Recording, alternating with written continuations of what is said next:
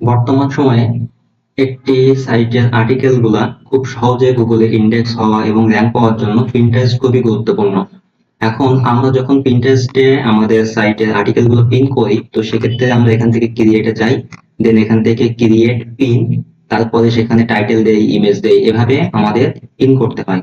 কিন্তু আপনারা চাইলে খুব সহজেই ইমেজগুলো পিন করতে পারেন জাস্ট একটা গুগল ক্রোম এক্সটেনশনের মাধ্যমে।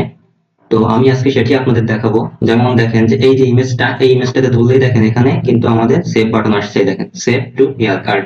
তারপরে এখান থেকে আমরা যেখানে চাই সেখানে কিন্তু আমরা সেই বোর্ডে কিন্তু এই ইমেজটা পিন করতে পারছি। তো এটা কিভাবে করা যায় এই এক্সটেনশনটির মাধ্যমে, চলুন তাহলে আমরা আজকে দেখি যে এই এক্সটেনশনটি কিভাবে সেট করব এবং আমরা কিভাবে খুব দ্রুত আমাদের সাইটের ইমেজগুলো পিন্টারেস্টে পিন করে ফেলবো। এজন্য আমাদের ফার্স্টে যেখানে যেতে হবে গুগল ক্রোম ব্রাউজারে, যে সেখানে আমরা লিখবো, আমি অলরেডি সার্চ দিয়ে রাখছি এখানে, Pinterest save button, Pinterest save button extension Chrome, Pinterest save button Chrome, এটা দিয়েও সার্চ করলেও হবে। দেখেন এই যে লিঙ্কটা আসছে, আমরা এবার এই যে লিঙ্কটা আসছে এখানে ঢুকবো। এই লিঙ্কটা হচ্ছে গুগল ওয়েব স্টোরের একটা লিঙ্ক। তো এখানে আমি অলরেডি অ্যাড করে রাখছি আমার ব্রাউজারে, সেজন্য এখানে রিমুভ ফ্রম ক্রোম শো করছে। আপনারা যখন ফার্স্ট এখানে ঢুকবেন তখন দেখবেন অ্যাড টু ক্রোম লেখা আসবে, আপনারা সেখান থেকে গুগল ক্রোম ব্রাউজারে অ্যাড করে নেবেন।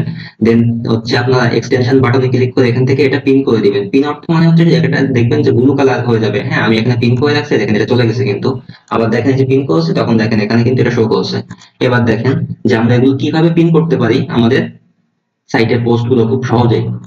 যেমন আমরা যদি এই সাইটটার আর্টিকেল দেখি, এটা হচ্ছে কান্ট্রি লিভিং এর একটা আর্টিকেল, এটা একটা বড় সাইট। এখানে হচ্ছে 21 garden layout ideas for every size garden.